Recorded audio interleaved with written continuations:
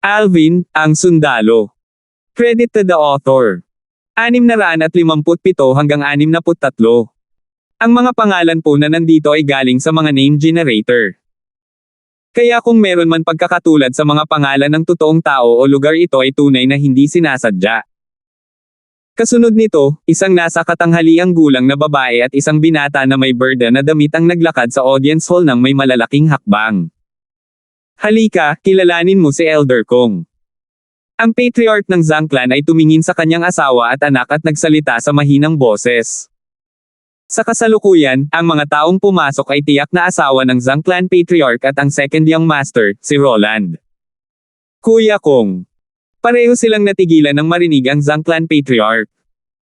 Sa hindi inaasahang pagkakataon, ang asawa ng Zhang clan's patriarch ay tila may naalala, at pinisil niya ang isang bakas ng ngiti habang nagmamadaling tumayo sa tabi ng patriarch at yumuko sa matanda.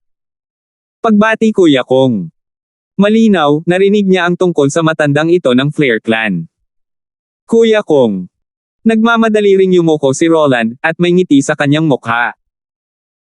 Bagamat hindi siya masyadong pamilyar sa mga eksperto sa mas lumang henerasyon ng Dark Cloud Dynasty, naabisuhan siya ng kanyang ama ng mas maaga sa pamamagitan ng Void Transmission, at nagbigay daan ito sa kanya na mapagtanto kung gaano kahanga-hanga ang matandang nauna sa kanya.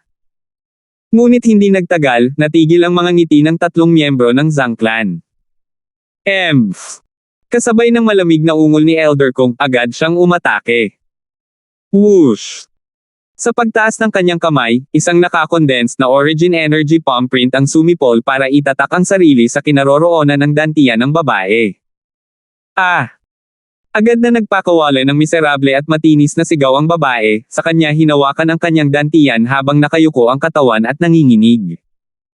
My cultivation. My cultivation. Sa sandaling ito, nakabawi ang babae mula sa kanyang pagkabigla, at halos mapunit ang kanyang mga mata habang nakatitig ng masama kay Elder Kong. Bakit?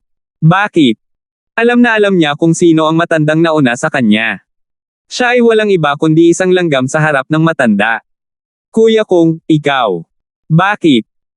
Nagdilim ang ekspresyon ng Zhang clan patriarch, at pinigilan niya ang apoy ng galit sa kanyang puso habang nagtataka siyang nagtanong, samantalang, ang kalapit na Roland ay natulala noon pa man. Bakit? Walang pakialam na sinulyapan ni Elder Kong ang babae, at pagkatapos ay sinabi niyang dahan-dahan, sasabihin ko sa iyo ang totoo. Hindi ko intensyon na pilayin ang iyong kultibasyon. Isang maikling pangungusap mula kay Elder Kong ang naging sanhi ng mga bakas ng lamig na lumabas sa kaibuturan ng kanilang mga puso. Sino ang makakapagtanong sa matandang ito na pumunta sa Zhang clan? Kuya Kong. Ikaw. Anong ibig mong sabihin? Ito ang intensyon ni Lord Wilbur. Hindi napigilan ng Zhang clan patriarch, at nagtanong siya ng may nanginginig na boses. Ayon sa kanyang kaalaman, kahit na si Elder Kong ay miyembro ng Flare clan, kahit ang Flare clan's patriarch at ang dalawang ancestors ng Flare clan ay hindi nagawang utusan si Elder Kong tungkol dito. Isang tao lang ang nakapagpagawa kay Elder Kong, at iyon ay ang Flare clan eldest master, si Wilbur. Patriarch Zhang, napakatalino mo. Tumango si Kuya Kong. Elder Kong, bakit gustong gawin ito ni Lord Wilbur? Hindi ko talaga alam kung paano ko siya nasaktan. Nang marinig niya na si Wilbur ang humihila ng mga string, ang mukha ng babae ay namutla, at ang kanyang mga mata na orihinal na naglalaman ng bahagyang galit ay agad na lumabo at naging matamlay. Alam niya ng malinaw sa kanyang puso na kung ang taong iyon ay talagang gustong sumalungat sa kanya, kung gayon hindi banggitin ang Zhang clan, kahit na ang kapangyarihang pinanggalingan niya ay pagsamahin sa Zhang clan, hindi sila magiging kahit na katiting na makakapareha para sa kanya. Ang taong iyon at siya ay lubos na wala sa parehong antas. Kung talagang inilarawan ang distansya sa pagitan niya at ng taong iyon, kung gayon ito ang pagkakaiba sa pagitan ng langit at lupa. Dahil dito na curious siya kung paano niya nasaktan ang taong iyon. Bagamat siya ay mayabang, kung ito ay isang kot ang taong iyon, kung gayon kahit gaano siya katapang, hindi siya mangangahas na magalit kahit kaunti. Bakit? Matalim ang tingin ni Elder Kong sa babae. Hindi mo talaga alam. Elder Kong, mangyaring ituro ito ng malinaw para sa akin. Bahagyang hindi nagbitiw ang babae habang nagsasalita. Malamig na ungol ni Elder Kong, at pagkatapos ay sinabi niya. Namatay ang second level na void interpretation stage martial artist na pinadala mo kaninang umaga. Swoosh! Namutla ang mukha ng babae nang marinig niya ito, at nanghina ang mga paa niya, dahilan para matumba siya sa lupa. Naiintindihan mo na ngayon, di ba? Tanong ni Elder Kung na may kalmadong ekspresyon. Ano ba talaga ang nangyayari? Nang makita niya si Elder Kung at ang kanyang asawa na nagsasalita sa hindi malinaw na paraan, ang Zangclan Patriarch ay hindi napigil ang sumimangot at tumingin sa kanyang asawa. Matigas na tumango ang babae nang marinig niya si Elder Kung, at pagkatapos ay tila may naisip siya at bahagyang nahirapang itinaas ang kanyang ulo bago tumingin kay Elder Kung. May isang bagay na hindi ko pa rin maintindihan. Bakit siya tinutulungan ni Lord Wilbur? Ito ay isang bagay na hindi niya kayang balutin ang kanyang ulo kahit anong pilit niya. Sa ganang kanya, si Lord Wilbur ay tumayo ng mataas sa masa, at kahit ang Emperor ng Dark Cloud Dynasty ay hindi nang ahas na maging walang galang kahit kaunti kapag kaharap si Lord Wilbur. Ang batang iyon ay isa lamang na nagmula sa isang maliit na imperyo. Logically speaking, imposibleng magkaroon ng anumang koneksyon sa pagitan niya at ni Lord Wilbur. Dahil interesado kang malaman, kung gayon sasabihin ko sa iyo. Siya ang manugang ni Lord Wilbur. Nang matapos siyang magsalita, nagsalita si Elder Kung sa bawat salita. Manugang. Kay Lord Wilbur. For a time? Hindi lang ang babae ang nataranta, maging ang Zangclan Patriarch ay nagulo, samantalang, si Roland ay natigilan. Hindi ba ang taong iyon ng Flare Clan ay isang taong namuhay ng mag-isa? Siya ay may anak na babae. Tsaka may manugang pa siya. Sinabi ni Lord Wilbur na dito na magtatapos ang usapin sa pagitan mo at niya. Kung ikaw ay hindi makatuwiran sa pangangatuwiran, kung gayon si Lord Wilbur ay hindi utol na gumawa ng hakbang, at hayaan mong maalala mo ito ng maayos. Nagsalita si Elder Kung habang palabas siya ng audience hall. Naglakad siya hanggang sa makarating siya sa pinto bago huminto, at saka siya lumingon para sumulyap sa babae. Kapag kumilos na si Lord Wilbur, ang mangyayari pagkatapos nito ay hindi ko mahulaan. Pagkatapos niyang magsalita, umalis kaagad si Elder Kung na wala sa paningin ng tatlong miyembro ng Zangclan. Sa halip ay tuluyang nawala ng lakas ang babae at bumagsak sa lupa. Ina! Nagmamadaling tumingkayad si Roland at ay nalalayan ang babae. Asawa, ano ba talaga ang nangyayari? Ang Patriarch ng Zangclan ay tumingin sa babae at nagtanong sa mababang boses. Napagtanto niya na ang bagay na ito ay hindi karaniwan. Ngunit sa halip ay hindi siya pinansin ng babae, at nakatitig lamang siya sa kawalan, at ang kanyang mga mata ay nagsiwalat ng mga bakas ng takot. Sa ilang sandali, ang Patriarch ng Zangclan ay walang magawa. Napagtanto niya na wala itong silbi kahit gaano pa niya ito tanungin ngayon. Hintayin na lamang niyang gumaling at bahagyang gumaling ang kanyang asawa bago makakuha ng anumang sagot. Flare Clan. How? Isang matanda at malungkot na boses ang biglang umalangaw-ngaw sa maluwag na patio. Sa loob ng patio, isang matandang lalaki ang tumingkayad sa lupa habang ang nanginginig na payat na mga kamay ay bahagyang hinahaplos ang mukha ng binata na nakahandusay sa lupa. Mapatla ang mukha ng binata at walang anumang palatandaan ng buhay. Obviously, matagal na siyang namatay. Pagkaraan ng maikling sandali, huminga ng malalim ang matanda, at ang kanyang mga mata ay nagpakita ng nakakatakot na layuning pumatay.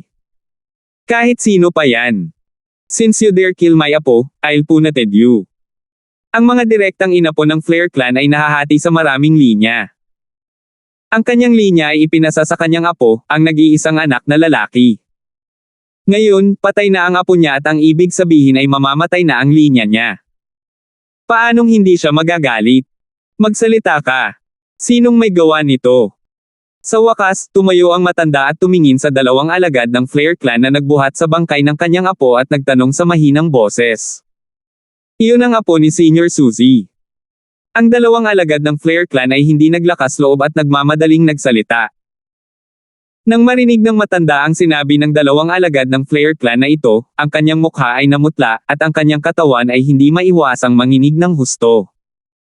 Pagkatapos noon ay nagtanong ulit siya na parang may gustong kumpirmahin. Ano? Anong sabi mo? Ang apo ni Senior Suzy na iyon. Parang tinatawag siyang Irish, sabi ng isang alagad ng Flare Clan. Tian. Irish. Siya yun. Bakit siya? Sunod-sunod na napaatras ng ilang hakbang ang matanda at napapikit sa sakit bago ito bumagsak para lumuhad sa sahig at lumuhad sa bangkay ng apo. Ang iba ay hindi alam ang tunay na pagkakakilanlan ni Irish, ngunit paanong hindi niya alam. Sa ilang sandali, ang dalawang alagad ng Flair clan ay nagtinginan sa isa't isa na may mga nalilitong ekspresyon. Ang eksenang nasa harapan nila ay tila ibang-iba sa inaakala nila.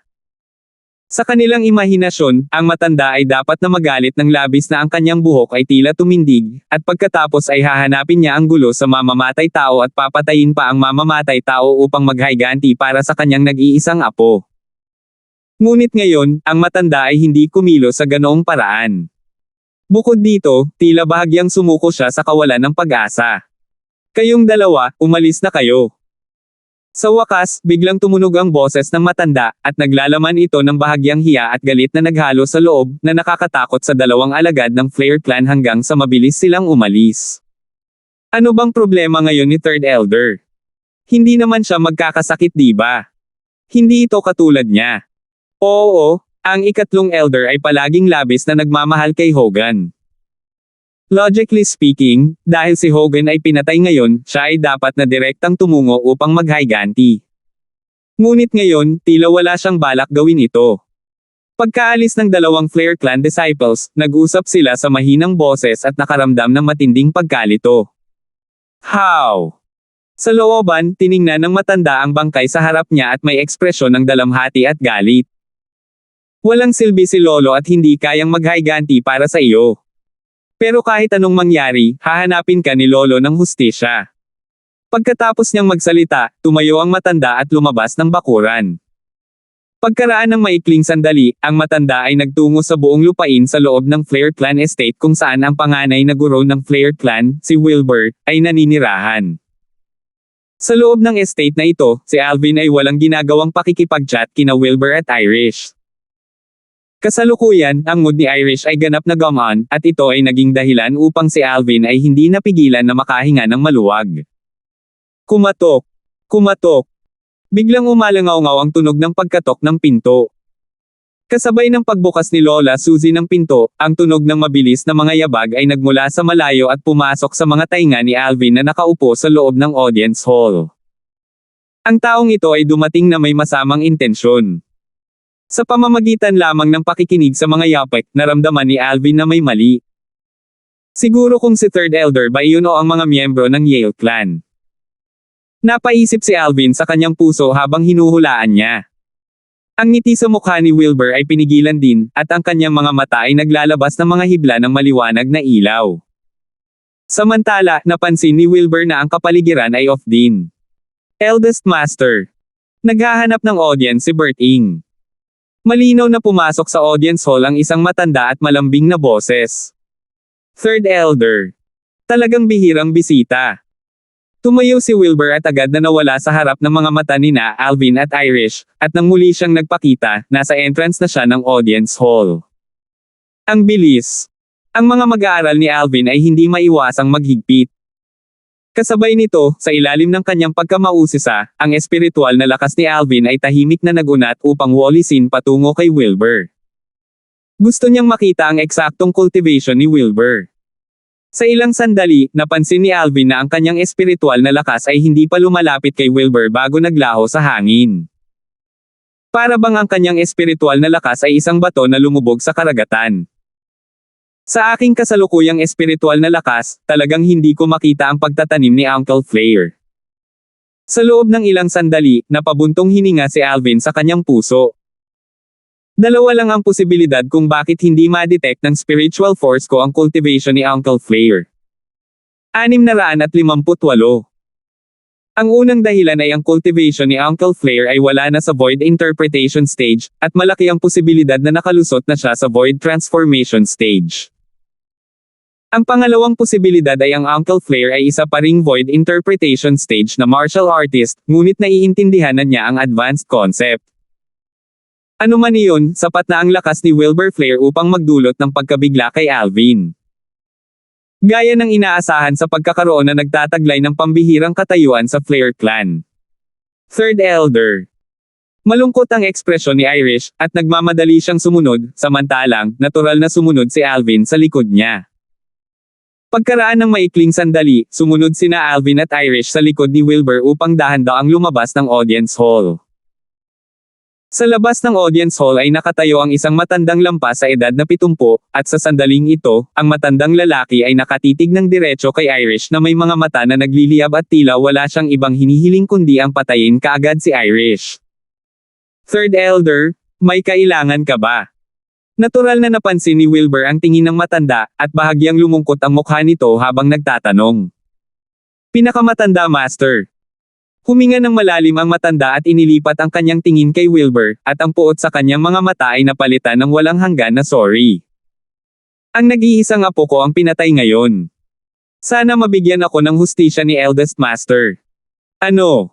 Kumunat ang noo ni Wilbur. Anong nangyari?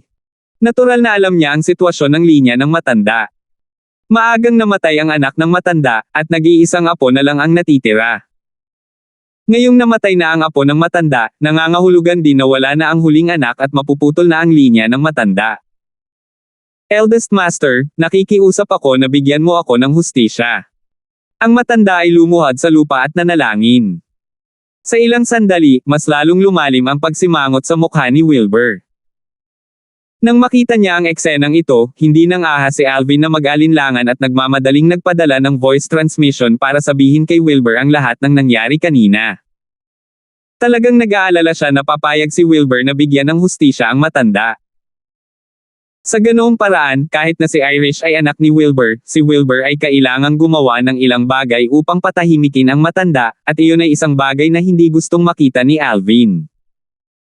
Matapos marinig ni Wilbur ang boses ni Alvin, kumunot ang kanyang mga kilay bago tumingin kay Irish na nasa kanyang tabi at nagtanong sa mahinang boses. Irish, pinatay mo ang apo ng Third Elder. Oo. Tumango si Irish at umamin na may kalmadong ekspresyon. Alam mo bang siya lang ang apo ni Third Elder? Tanong muli ni Wilbur. Narinig ko na.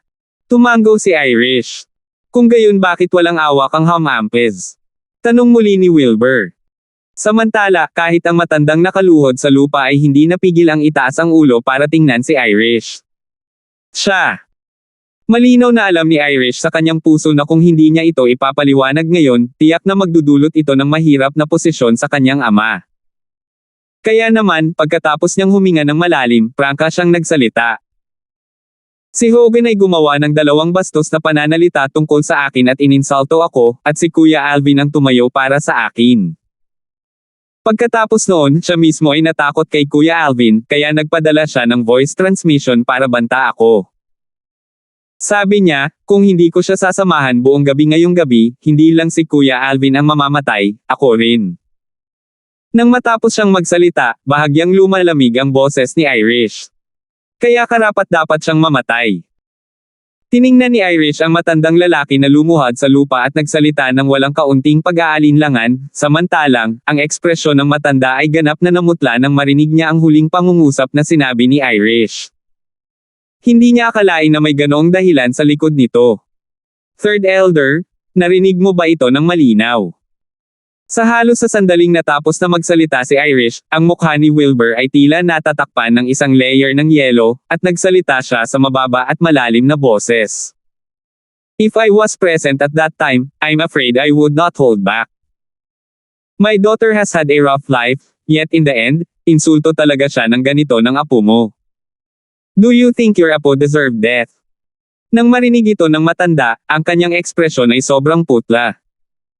Eldest Master, nagmamadali akong kumilos sa bagay na ito. Sa katunayan, karapat-dapat siyang mamatay.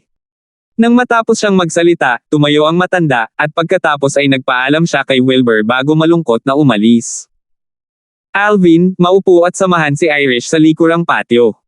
Bigla, napansin ni Alvin si Wilbur na nakatingin. Okay. Tumango si Alvin at pagkatapos ay tinawag si Irish. Bago siya umalis, hindi nakalimutan ni Alvin na magpadala ng voice transmission kay Wilbur. Uncle Flair, ang Third Elder na iyon ng Flair clan mo ay tila hindi isang taong madaling pakitunguhan. Feeling ko hindi niya pababayaan ang bagay na ito. Alvin, sa palagay mo bakit ko hiniling sa iyo ni Irish na pumunta sa likurang patio? Sumagot si Wilbur ng tanong nang marinig niya ang mga salita ni Alvin. Sa halip ay naging sanhi ito ni Alvin na hindi maiwasang matigilan, at nang bumalik siya sa katinoan, naunawaan niya ang ibig sabihin ni Wilbur. Matagal na pala itong napansin ni Wilbur. Mukhang may nasabi akong hindi kailangan. Napangiti si Alvin na nahihiya at pagkatapos ay nagtungo sa likurang patio kasama si Irish, at kasabay nito, hindi niya nakalimutang aliwin si Irish.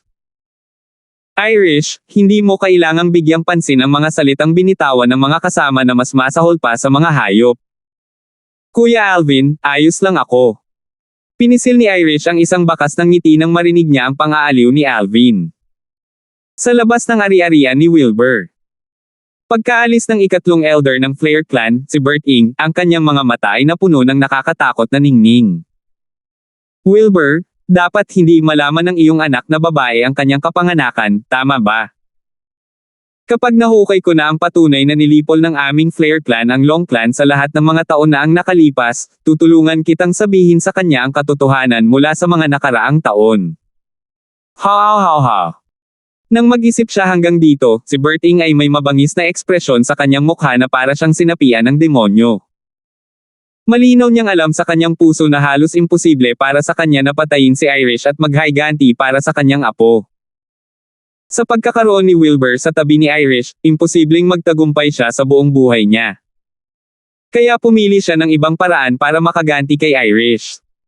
Kapag nalaman mo ang katotohanan tungkol sa nangyari sa lahat ng mga taon na iyon, mas dapat kang masaktan kaysa kamatayan, tama ba? Ang sarili mong lolo ay nagalit hanggang sa mamatay ng iyong ina, at ikaw mismo ang nagpakamatay dahil dito. Ang sarili mong lolo, lola, at maraming mga kamag-anak mula sa panig ng iyong ina ay namatay lahat sa kamay ng angkan na kasalukuyan mong tinitirhan. I'm curious. Ano ang magiging ekspresyon mo pagkatapos mong malaman ang lahat ng ito? Bulong ni Bert Ing sa sarili. Sa kasamaang palad, tiyak na hindi mo ito makikita. Sa sandaling ito, isang walang malasakit na boses ang biglang narinig sa tenga ni Bert Ing. Ang tinig ay tila nasa tabi ng kanyang mga tainga, ngunit tila 1,000 milya ang layo, at mahirap para sa isa na matiyak. Ngunit ang boses na ito ay sobrang pamilyar. Kanina lang niya narinig ang boses na ito.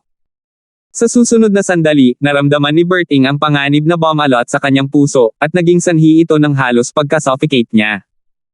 Flare. Swish! Isang napakabilis na nagninangas na pulang ilaw ang dumaloy sa abot tanaw, at tila ito ay naging isang napakaliit na shooting star na tumago sa pagitan ng mga kilay ni Bert Ing. Kaagad, lumitaw ang isang madugong butas sa pagitan ng mga kilay ni Bert Ing, at ang dugo ay dumaloy ng walang katapusan. Bang! Siya ay mabilis na nahulog sa isang pool ng dugo habang ang kanyang mga mata ay nakadilat, at siya ay nakatitig sa langit habang unti-unting nawawala ang lahat ng mga palatandaan ng buhay. Sa ilang sandali, biglang tumalon ang isang strand ng apoy sa pagitan ng mga kilay ni Bert Ing, at tinakpan ng apoy ang buong katawan ni Bert Ing sa isang kisap mata at sinunog siya sa abo. Dahil malayo ang lugar na ito, walang nakapansin sa mga pangyayaring nangyari dito sa maikling panahon, kaya walang nakakaalam na namatay na si Bert Ing. Whoosh! Parang may umihip na hangin, si Bert Ing, na naging abo, ay nagkalat sa hangin, at agad siyang nawala sa kalangitan. Samantalang ang isang maapoy na pulang figure ay biglang lumitaw sa lugar na kinatatayuan ni Bert Ing. Ang may-ari ng nagninangas na pulang figure ay isang marangal na nasa katanghaliang gulang na lalaki na nakasuot ng maapoy na pulang damit, at siya ay bumulong sa sarili. Sa buong buhay ko, ang mga panahong hindi patas ang pakikitungo ko sa aking anak ay higit pa sa sapat na. Kahit na sino man ito, kung maglakas loob kang gawing hindi masaya ang aking anak, tiyak na hindi kita bibitawan. Matapos magtagal sina Alvin at Irish sa likurang patio, bumalik sila sa harap na patio. Dahil may dumating na hindi inaasahang bisita. Sa pagkakataong ito, 2 tao ang hindi inaasahang bisita. Ang isa sa kanila ay isang taong hindi pamilyar kay Alvin o Irish. Ryan Yale. Ang pangalawang young master ng Yale clan. Pare, siya po. Sinampal niya ako ng 2 beses at walang galang sa Yale clan natin. Itinuro ni Ryan si Alvin habang kinakausap niya ang nasa katanghaliang gulang na lalaki na nakasuot ng Asher na roba sa kanyang tabi. Ang nasa katanghaliang gulang na lalaki ay may hitsura na bahagyang katulad ni Ryan, at halatang siya ang patriarch ng Yale clan. Sa kasalukuyan, nang marinig ng Yale clan patriarch ang mga salita ni Ryan, hindi niya pinuntirya si Alvin ngunit sa halip ay tumingin kay Wilbur na nakatayo sa gilid. Lord Wilbur, siya ay. Bilang patriarch ng Yale clan, siya ay may matalas na titig, at naunawaan niya na ang panganay na guro ng Flair clan, si Wilbur, ay tila itinuturing na mahalaga ang binatilyong ito na nakadamit ng violet. Siya ang manugang ko. Si Wilbur ay tumingin ng walang pakialam sa Yale clan's patriarch, at nagsalita ng hindi nagmamadali. Kahit ano ang gusto mong gawin, Patriarch Yale, please take your leave.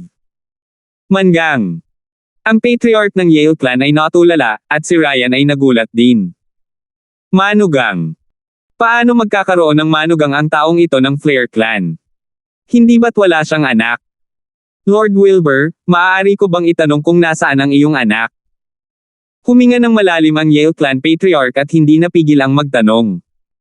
Kasabay nito, ang kanyang tingin ay hindi sinasadyang bumaba sa babaeng nakasuot ng pulang damit na nakatayo sa gilid, at naramdaman niyang namamanhid ang kanyang anit.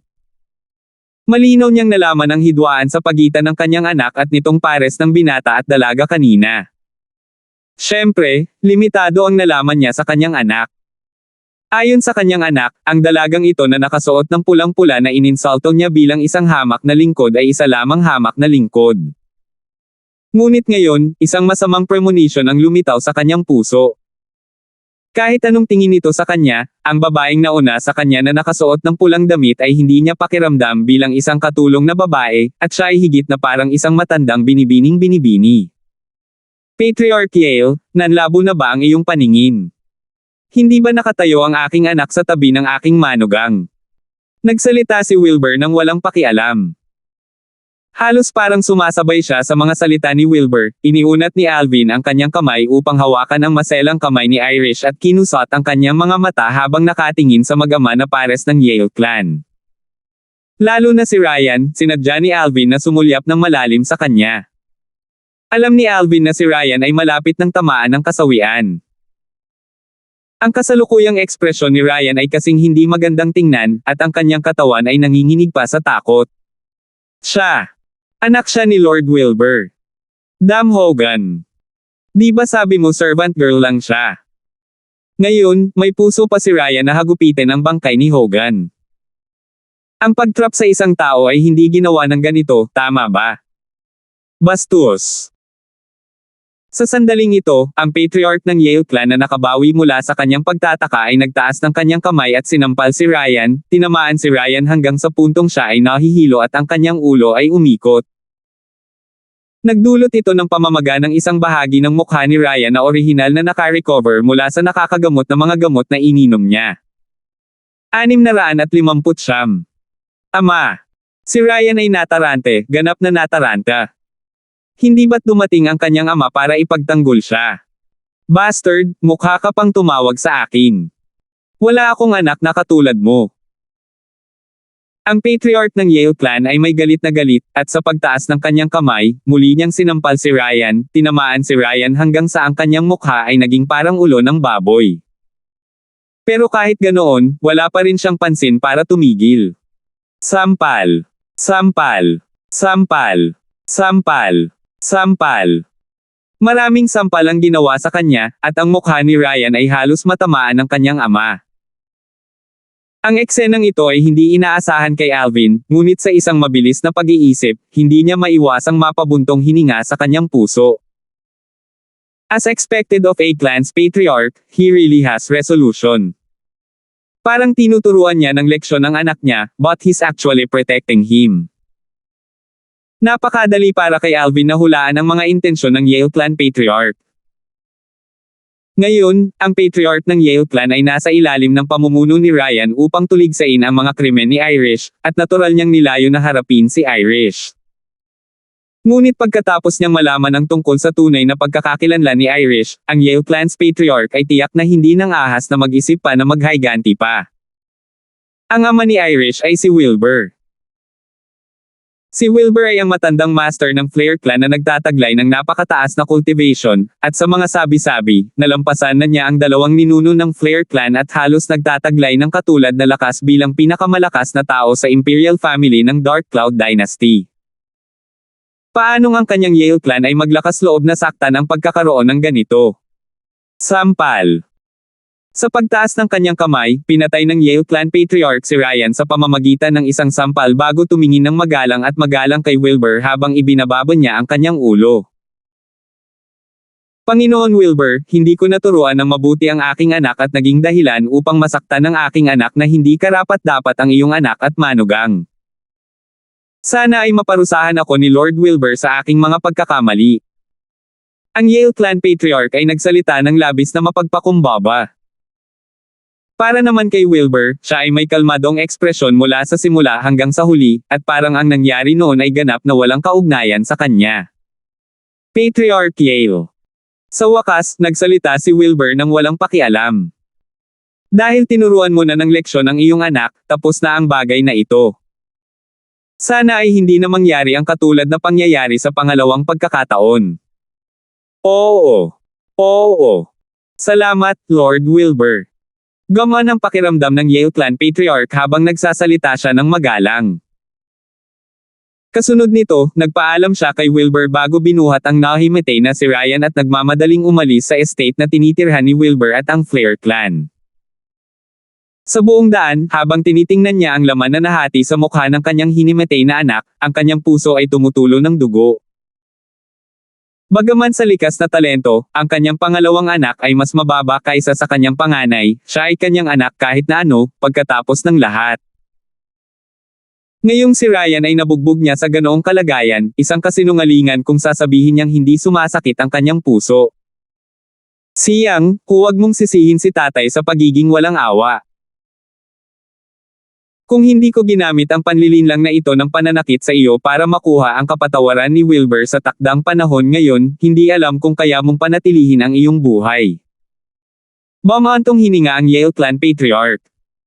Noon pa man ay may pangungusap na ipinakalat sa buong Dark Cloud Dynasty saktan ang hari ng impyerno sa halip na saktan si Wilbur.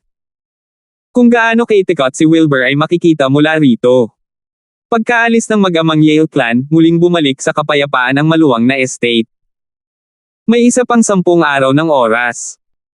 Sa loob ng 10 araw na ito, pareho kayong dapat mag-cultivate ng maayos. Kahit na ang isang 7th level Void Initiation Stage martial artist ay maaaring hindi maka-advance sa Dynasty Martial Competition. Tumingin si Wilbur kina Alvin at Irish, at nagsalita siya ng may seryosong ekspresyon. Tungkol sa huling martial competition ng 10 Dynasties, mas matindi ito. Sa oras na iyon, kung wala kang cultivation sa Void Interpretation Stage, malamang na wala kang qualification para makipagkompetensya para sa nangungunang 10 posisyon. Void Interpretation Stage. Ang mga salita ni Wilbur ay binibigkas ng malinaw at tiyak. Bahagyang nabahala ang magandang mukha ni Irish, samantalang kalmado lang ang mukha ni Alvin. Ito ay isang bagay na matagal na niyang inihanda sa pag-iisip, kaya hindi na siya nagulat. Irish, bumalik ka muna sa kwarto mo. May sasabihin ako kay Alvin. Sa ilalim ng kilos ni Wilbur, umalis si Irish sa silid, samantalang, tumingin si Wilbur kay Alvin, at isang nagmumuni-muni ng ngiti ang hindi sinasadyang lumitaw sa mga sulok ng kanyang bibig. Nang makita niya ang ngiti sa mga sulok ng bibig ni Wilbur, unang natigilan si Alvin, at pagkatapos ay tumawa siya ng mahina. Tito Flare, ano ang gusto mong sabihin sa akin? Alvin, gusto kong malaman kung ano ang iyong cultivation ngayon, at kumusta ang iyong pag-unawa sa concept. Narinig kong sinabi ni Irish na malayo ka sa paggamit ng iyong buong lakas kapag nakikipag-ugnayan sa pangalawang young master ng Yale Clan na iyon. Malalim na sumulyap si Wilbur kay Alvin habang nagtatanong ito. Uncle Flare, hindi mo ba malalaman ang aking cultivation at comprehension ng concept kapag nagsimula na ang Dynasty Martial Competition? Umiling si Alvin at ngumiti. Tumawa ng mapait si Wilbur. You little kid, you're even keeping me guessing. Fine. At that time, let me see if you're a match for Irish. Lola Suzy, maghanda ng kwarto para kay Alvin. Kasunod nito, inutusan ni Wilbur si Lola Suzy na nakatayo sa gilid. Oo. Magalang na tugon ni Lola Suzy bago iminuwestre si Alvin at dinala siyang umalis sa entrance ng audience hall. Sumunod si Alvin sa likod ni Lola Suzy at pumasok sa isang kakaibang maliit na patio. Ang maliit na patio ay napakalinaw, at gayon din ang mga silid sa loob nito. Malinaw, ito ay regular na nililinis, at nangangailangan lamang ito ng ilang pang-araw-araw na pangangailangan upang may handa. Young Master Alvin, kung mayroon kang anumang mga tagubilin, huwag mag-atubiling sabihin ang mga ito. Hindi na kita iistorbahin pa. Pagkatapos niyang ihanda ang mga pang-araw-araw na pangangailangan para kay Alvin, nagpaalam si Lola Suzy at umalis, at isinara niya ang pinto ng courtyard sa kanyang paglabas. Pagkaalis ni Lola Suzy, umupo si Alvin na naka-crossleg sa kama at binawi ang wind concept fragment bago ipinikit ang kanyang mga mata. Sa sandaling ito, pakiramdam ni Alvin ay ganap na kumalma ang kanyang kalooban. Ngunit hindi niya inilipat ang Nine Dragons War Sovereign Technique upang linangin. Sa kasalukuyan, ang kanyang origin energy ay nakarating na sa limitasyon ng ika-9 na antas ng Void Initiation Stage, at kulang lamang siya sa isang kritikal na kadahilanan bago siya makalusot sa Void Interpretation Stage. Ang kritikal na kadahilanan na ito ay upang maunawaan ang intermediate concept. Sa sandaling ito, si Alvin ay nagsimulang magnilay-nilay, at gumawa siya ng conclusion sa lakas na taglay niya sa kasalukuyan. Ang aking kasalukuyang paglilinang ay nasa ika-9 na antas ng Void Initiation Stage. Ang aking origin energy lamang ay maihahambing sa lakas ng 12 sinaunang may sungay na dragon. Bukod pa riyan, ang aking konsepto ng hangin ay nakalusot na sa ika-7 antas.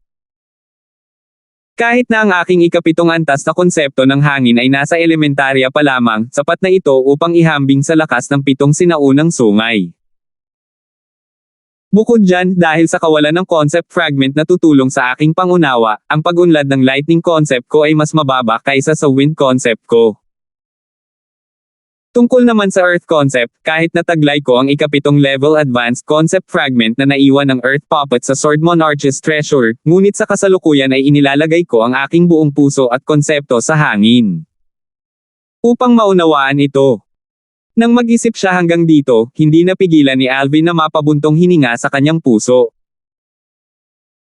Dahil sa pagkakaroon ng ika-5 antas ng Advanced Wind Concept Fragment na nakuha niya mula sa Sword Monarch's treasure noong araw na iyon upang tulungan ang kanyang pag-unawa sa Wind Concept ay umunlad ng mabilis. Sa kasalukuyan, naiintindihan na niya hanggang sa ika-7 antas.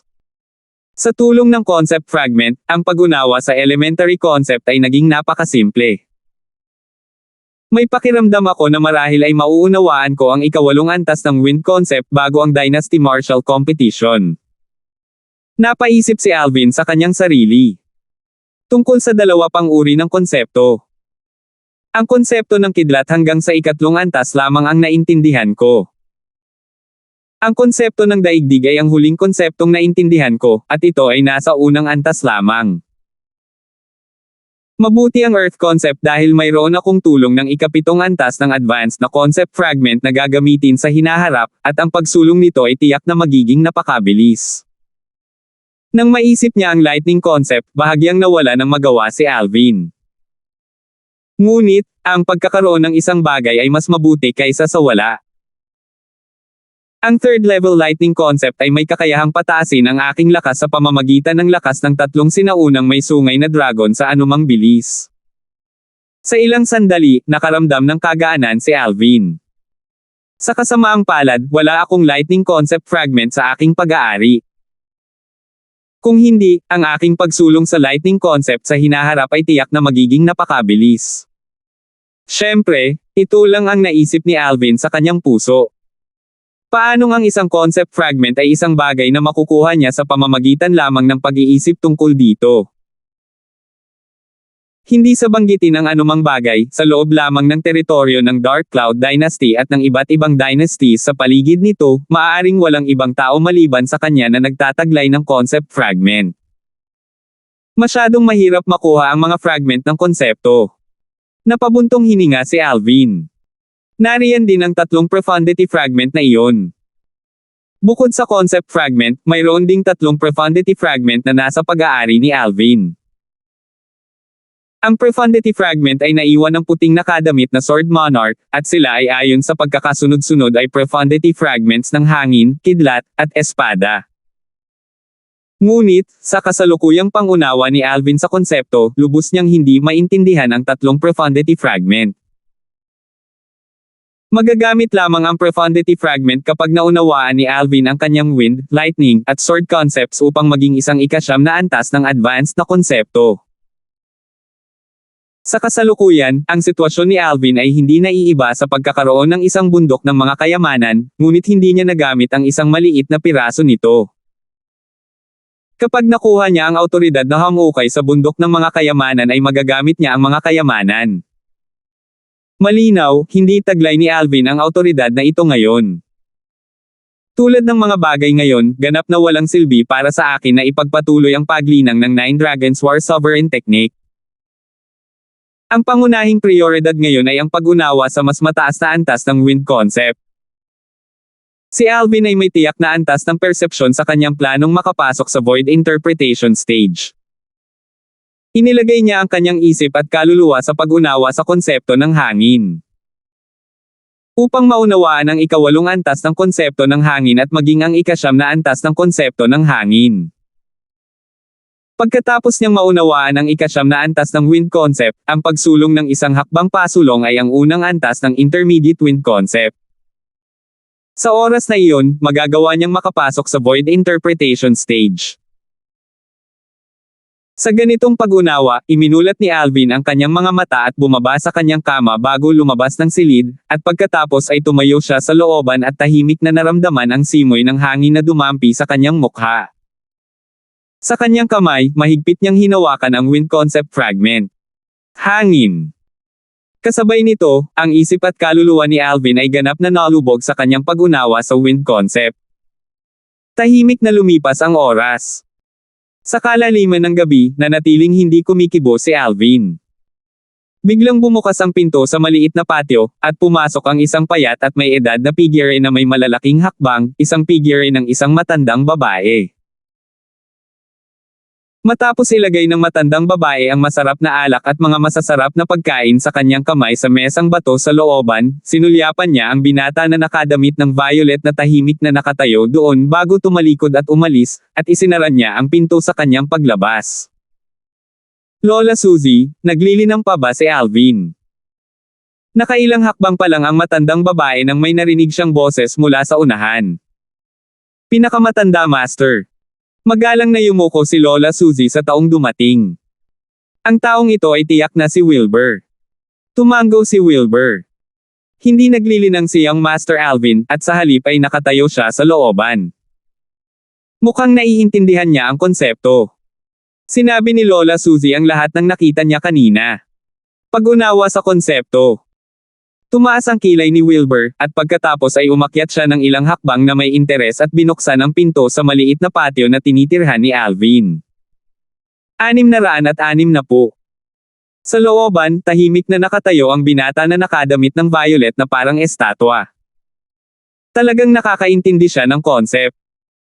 Bumaba ang tingin ni Wilbur sa paligid ng binata na nakadamit ng violet. Sa kasalukuyan, ang ibabaw ng binata na nakadamit ng violet ay natatakpan ng mga hibla ng mahinang kumikislap na kulay asul na enerhiya, at isang alon ng siksik na aura ang lumabas mula rito. Ang aura na ito ay kay Concept. Ang konseptong ito ay hindi pamilyar kay Wilbur. Wind Concept. Sa pagtaas ng kanyang kamay, ang daloy ng hangin sa kalangitan ay kumislap habang ang malalakas na bugzo ng pakpak ay lumipad mula sa loob ng kanyang manggas at bumulwak patungo sa binata na nakadamit ng violet. Sa sandaling ito, ang Asher energy sa ibabaw ng katawan ng binata ay biglang bumangon ng paputok at hinaranggan ang malakas na pakpak na umatake sa kanya. Whoosh!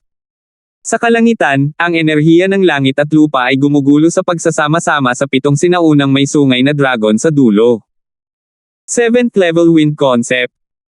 Ang eksena sa harap niya ay naging sanhi ng labis na pagkagulat ni Wilbur. Ang kakayahang umunawa ng batang ito ay talagang napakataas.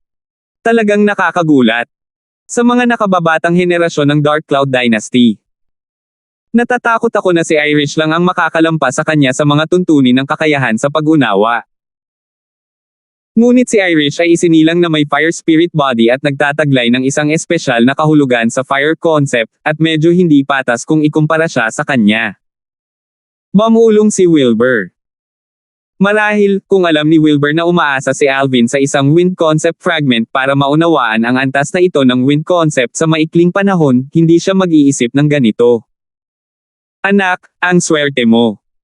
Nagkataon lang na sanay ako sa wind concept bukod sa fire concept.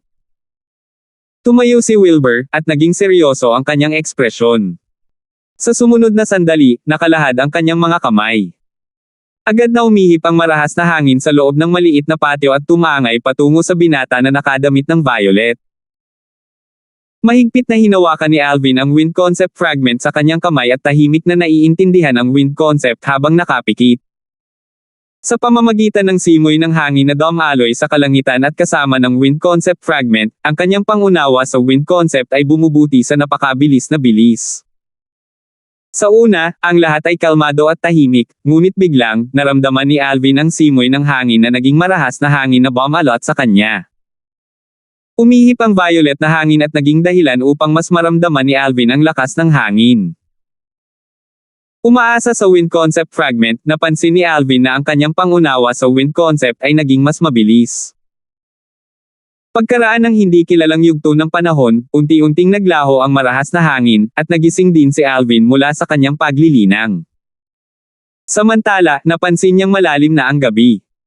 Ang marahas na hangin ay talagang bumangon ngayong gabi. Talagang hindi inaasahan. Umiling si Alvin at ngumiti habang tinitingnan ang mga halaman at bulaklak sa maliit na patio na nasira dahil sa marahas na hangin. Para sa mga halaman at bulaklak na ito, ang marahas na hangin ay parang isang bangungot. Ngunit sa kanya, ang marahas na hangin ay sa halip ay may kakayahang tumulong sa kanya upang mas maunawaan ang konsepto ng hangin. Young Master Alvin. Biglang narinig ang isang matanda na boses mula sa labas ng bakuran. Senior. Binuksan ni Alvin ang pinto at binati ang taong pumasok. Si Lola Suzy talaga. Young Master Alvin, nagdala ako ng pagkain sa oras ng hapunan, ngunit nagsasaka ka sa oras na iyon. Nakapagluto na naman ako ng pagkain, kainin ito habang mainit. Inilagay ni Lola Suzy ang fine wine at mga delicacy sa mesang bato sa looban. Salamat, Senior. Nagmamadaling nagpahayag ng pasasalamat si Alvin. Pagkaalis ni Lola Suzy, habang naaamoy ni Alvin ang halimuyak ng pagkain, nakaramdam siya ng gutom at winalis niya ang pagkain na parang ipoypo. Pagkatapos kumain, napahinga si Alvin sa mesa habang itinaas niya ang kanyang ulo upang tingnan ang maliwanag na buwan sa abot tanaw. Lalo na bilog ang buwan ngayong gabi. Noon, may little gold pa para agawin ang pagkain ko. Ngayon, medyo malamig na. Walang kamalay-malay, si Alvin ay emosyonal na napabuntong hininga. Lumipas ang mga araw, araw-araw. Lalong lumalapit ang Dynasty Martial Competition. Sa kasalukuyan, ang dinastiyang Dark Cloud ay ganap na abala sa ingay at kaguluhan. Hindi lamang nagtipon ang mga kabataang eksperto ng iba't ibang imperyo, maging ang mga angkan at sekta na sumasaklaw sa buong Dark Cloud Dynasty ay may mga batang henyo bilang kanilang kinatawan at dumating upang lumahok sa Dynasty Martial Competition. Ngunit bagamat maraming tao, ang kaayusan sa kabisera ay kasing ganda ng dati, at walang sino man ang nangahas na magdulot ng kaguluhan sa kabisera. Sa ilang araw na ito, nanatili si Alvin sa Flare Clan at hindi pumunta kahit saan. Kahit na ang papalapit na Dynasty Martial Competition ay hindi naging dahilan upang makaramdam siya ng pressure, ngunit inilagay pa rin niya ang lahat ng kanyang oras sa pag-unawa sa wind concept. Sa wind concept fragment, halos imposible para sa kanya na makatagpo ng bottleneck sa pag-unawa sa wind concept. Ito ay magiging isang maayos na landas sa lahat ng paraan. Sa loob ng ilang araw na ito, kinumpirma ni Alvin ang isang bagay, at iyon ay ang marahas na hangin ay madalas na lalabas habang naiintindihan niya ang wind concept sa maliit na patio. Ngunit pagkatapos niyang tanungin ang ilang gwardya ng Flare Clan, nalaman niya ang katotohanan. Ang panahon ay palaging napakaganda nitong mga nakaraang araw, at walang anumang marahas na hangin. Ipagpalagay ko na si Uncle Flair at Elder Kong ang tumutulong sa akin. May nahulaan si Alvin. Lumipas ang mga araw at dumating na ang araw bago ang Dynasty Martial Competition. Sa oras na ito, maging ang buong Flair Clan ay naging abala. Narinig ko na ang dalawang posisyon ng ating Flair Clan para lumahok sa Dynasty Martial Competition ay napagdesisyonan na. Bukod kay Young Master Brian, sino ang ibang tao? Sa isang sulok ng Flair Clan Martial Practice Field, isang Flair Clan disciples ang curious na nagtanong sa kasama sa kanyang tabi. Hindi mo man lang alam ito. Labis na nagulat ang huli. Hehe. Nasa closed door cultivation ako at ngayon lang lumabas. Nahihiyang hinimas ng una ang likod ng ulo niya habang nahihiyang ngumiti. Galing din ako sa closed door cultivation ngayon. Pero, kaya kong hulaan kung sino ang ibang tao. Dapat ay si Young Master Fred. Isang Flair Clan disciples ang sumali mula sa malayo at nagsalita siya bilang isang bagay. Tama, sa ilalim ng pinakanamumukod tanging batang eksperto ng ating Flair Clan, si Young Master Brian, walang alinlangan na ito ay si Young Master Fred. Nagkamali kayong lahat, hindi si Young Master Fred. Hindi si Young Master Fred. Paano ito naging posible? Ano ang imposible dyan? Bukod kina Young Master Brian at Young Master Fred, mayroon pang isa pang walang katulad na henyo sa nakababatang henerasyon ng ating Flair Clan. Sino te? Sa ilang sandali, maraming mga alagad ng Flair Clan na may impormasyon na nahuhuli ang nagtipon sa paligid ng mga alagad ng Flair Clan na may kaalaman at nagsimulang magtanong tungkol dito. Ang alagad ng Flair Clan na may sapat na kaalaman ay isang payat na nasa katanghaliang gulang na lalaki, at pagkatapos niyang matagumpay na makuha ang atensyon ng lahat, sinabi niya, lahat kayo ay dapat na nakarinig tungkol sa Young Miss Irish, tama ba? Of course. Sino sa Flair Clan natin ang hindi nakakaalam na si Young Miss Irish ang nag-iisang anak na babae ng eldest master ngayon? Nakita ko na ang Young Miss Irish sa nakaraan, ngunit naisip ko lang na siya ang apo ni Senior Suzy. Hindi ko akalain na siya lang talaga ang nag-iisang anak na babae ng eldest master. Ang eldest master was keeping a low profile. Kung hindi dahil sa insidente noong isang araw, malamang malalaman lang natin ang pagkakakilanlan ni Young Miss Irish sa Dynasty Martial Competition. Masiglang nag-uusap ang grupo ng mga alagad ng Flair Clan. Samantala, hindi napigil ang magtanong ng isang hanggal na mukhang tulala. Ano ba ang pinag-uusapan nyo? Bukod pa riyan, kailan pa nagkaroon ng anak ang panganay na guro? Ikaw. Hindi ka naman lalabas ng bahay mo sa nakalipas na 10 araw, di ba? Kaagad, maraming mga alagad ng Flair Clan ang nagulat sa tulala, at parang nakatuklas sila ng bagong kontinente. Hehe. Matagal na akong hindi lumalabas. Bahagyang nahihiyang sagot ng tulala. Naging sanhi ito ng mga nakapaligid na mga alagad ng Flair Clan na hindi makapagsalita. Maya-maya, may nagumpisang magpaliwanag. Samantala, malapit sa Flair Clan disciples na nagtipon ay isang pares ng binata at dalaga na tila mag-asawang gawa sa langit, at dahan-dahan silang lumagpas sa grupong ito ng mga disipulo. Irish, celebrity ka na rin ngayon. Bahagyang ngumiti ang binata na nakasuot ng violet. Pinagsalubong ng magandang kilay ng dalagang nakasuot ng pulang damit sa kanyang tabi. Ito ang unang pagkakataon na naramdaman ko na lumiliko na ang pagbubunyag ng aking pagkakakilanlan ay hindi isang magandang bagay. Mas gusto ko ang mga oras sa nakaraan na nasalay nakakaalam ng pagkakakilanlan ko. Ang iyong pagkakakilanlan ay nagdulot sa iyo na makagapos na ibunyag ang iyong sarili sa publiko. Ito ay isang oras lamang. Ang binata na nakadamit ng violet ay si Alvin. Sa buong daan, nakarinig siya ng maraming talakayan na may kaugnayan kay Irish. Ang mga talakayang iyon ay kadalasang umiikot sa pagkakakilanlan ni Irish, samantalang, ang pagkakakilanlan ni Irish ay nahayag ilang araw na ang nakalipas. Sa madaling salita, ito ay dahil sa insidente sa apo ng ikatlong elder ng Flair Clan. Bukod dito, pagkatapos noon, ang ikatlong elder ay naglaho sa manipis na hangin. Bagamat walang nagpaliwanag kung bakit mawawala si Third Elder, nahulaan ng lahat na ang pagkawala ng Third Elder ay tiyak na nauugnay sa usapin ng pagkamatay ng kanyang apo ni Irish. Bago mawala si Third Elder, may mga taong nakakita sa kanya na pumunta sa estate ng Eldest Master, Wilbur. Ngunit mayroon ding mga tao na nakakita ng Third Elder na umalis sa estate na iyon. Pagkatapos noon, ang ikatlong Elder ay ganap na naglaho. Marahil, ang mga miyembro ng Flare Clan ay may mga hula sa pagkawala ng Third Elder, ngunit walang nangahas na magsalita ng padalos-dalos. Kahit na ang katayuan ng Third Elder sa Flare Clan ay mahusay, ang direktang descendant line na pinanggalingan niya ay naputol na ng walang mga inapo, kaya walang sino man ang handang saktan ang isang buhay na hindi nila maaaring masaktan para sa kanya. Kasabay nito, si Irish ay tunay na kilala ng Flare Clan. Hindi lamang iyon, ang balita ng panganay na guro ng Flare Clan, si Wilbur, ay may anak na babae ay malamang na kumalat na sa buong Dark Cloud Dynasty capital sa ngayon. Huwag na nating pag-usapan ito.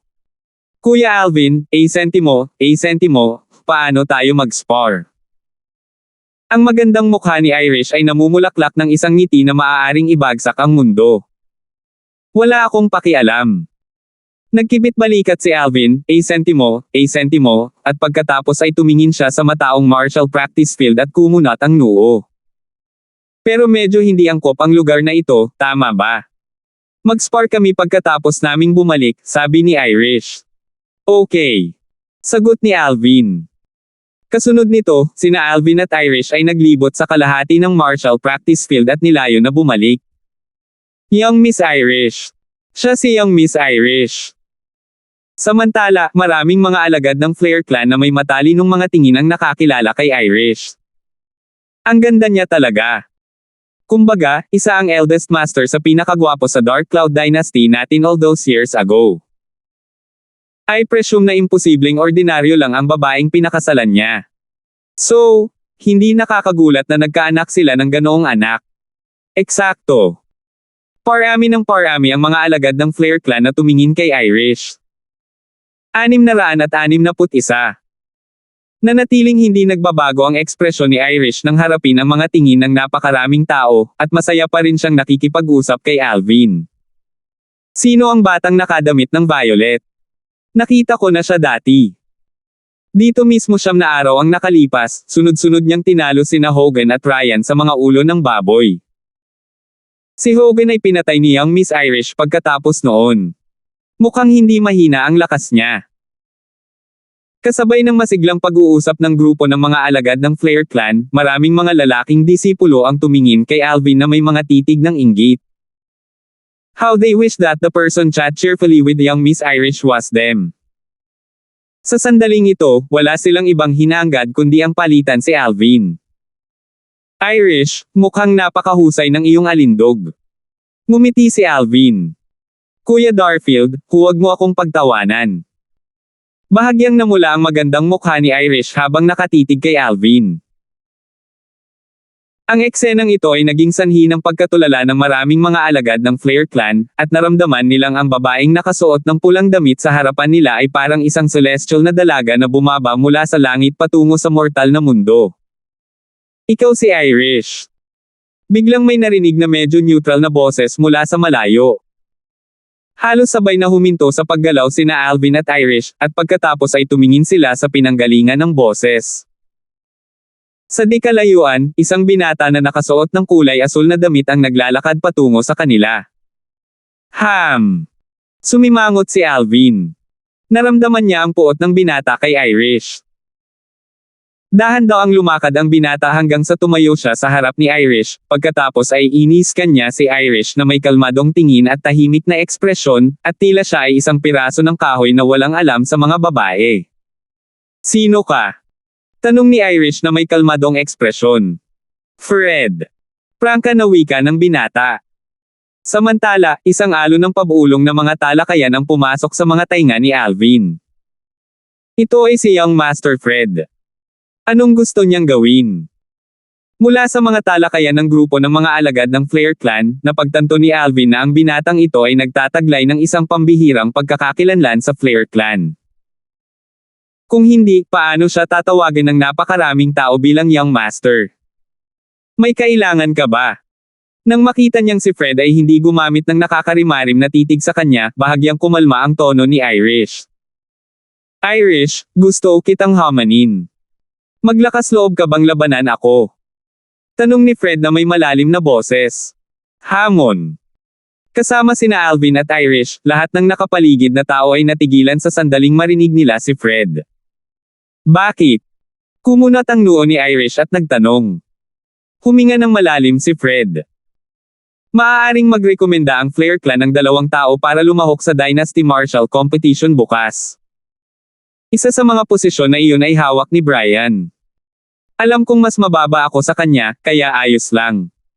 But on what basis have you occupied a position? Because you're the only daughter of the eldest master. Nang matapos siyang magsalita, ang tono ni Fred ay puno ng ayaw. Whoosh! Ang mga salita ni Fred ay parang isang bato na nagdulot ng libu-libong alon, at naging sanhi ito ng pagkagulat sa nakapaligid na grupo ng mga alagad ng Flair Clan at biglang nagkaintindihan. No wonder na balitaan ko kanina na walang swerte si Young Master Fred na makuha ang isa sa 2 posisyon para sumali sa Dynasty Martial Competition ng Flair Clan natin. Naguguluhan ako kanina kung sino ang makakaagaw sa posisyon ni Young Master Fred dahil siya ang pinakamalakas bukod kay Young Master Brian sa younger generation ng Flair Clan natin. So it turns a Young Miss Tian a positions. Kahit na hindi masama ang lakas ni Young Miss Irish, hindi siya dapat maging katapat ni Young Master Fred, tama ba? Kumbaga, si Young Master Fred ay nakalusot sa ika-7 antas ng Void Initiation Stage kamakailan. Hinahamon ni Young Master Fred si Young Miss Irish dahil gusto niyang bawiin ang posisyon na pagmamay-ari niya. Maraming mga alagad ng Flair Clan ang nahulaan. 2 posisyon. Nang marinig niya ang mga talakayan ng grupo ng mga alagad ng Flair Clan, hindi mapigilan ni Alvin na matigilan. Bilang pinakamalakas na angkan sa Dark Cloud Dynasty na mas mababa lamang sa Imperial Family, ang Flair Clan ay nagtataglay lamang ng 2 posisyon sa rekomendasyon sa Dynasty Martial Competition. Pagkatapos ng lahat, kahit na ang iba't ibang mga imperyo ay nagtataglay ng 10 posisyon bawat isa. Young Miss Irish, do you dare fight me? Kung manalo ka, susundin ko ang anumang hiling mo. Pero kung ako ay mapalad na manalo, ibigay mo sa akin ang mga posisyon mo. Tumingin si Fred kay Irish, at ang kanyang mga mata ay napuno ng kahangahangang layunin ng labanan.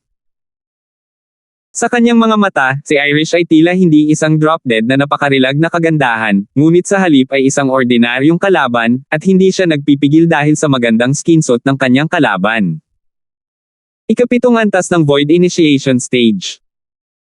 Ang espiritual na lakas ni Alvin ay nakaunat kay Fred sa unang posibleng sandali at nakita ang kanyang paglilinang. Oo naman, ito ay tulad ng sinabi ng mga alagad ng Flair Clan, si Fred ay isang ika-7 antas ng Void Initiation Stage na martial artist. I wonder kung papayag si Young Miss Irish. Kahit hindi pumayag si Young Miss Irish, magiging walang magawa si Young Master Fred. Kung tutuusin, si Young Miss Irish ang nag-iisang anak na babae ng eldest master. Kung ako si Young Miss Irish, tiyak na hindi ko papansinin si Young Master Fred.